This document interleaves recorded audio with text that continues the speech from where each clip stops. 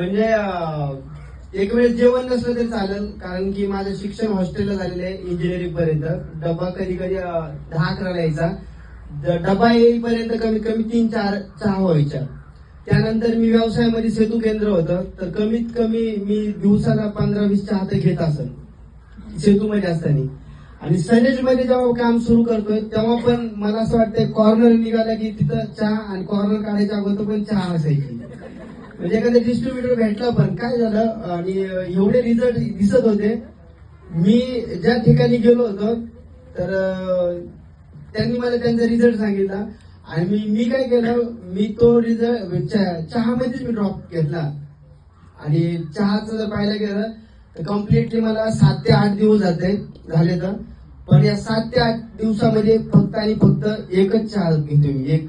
Even आता येताना पण आम्ही देवगडला थांबलो होतो आणि सगळ्यांनी चहा घेतला, पण मला चहाची बिलकुल इच्छा झाली नसेल. त्याच्यामुळे चहावर खूप छान रिझल्ट लागला.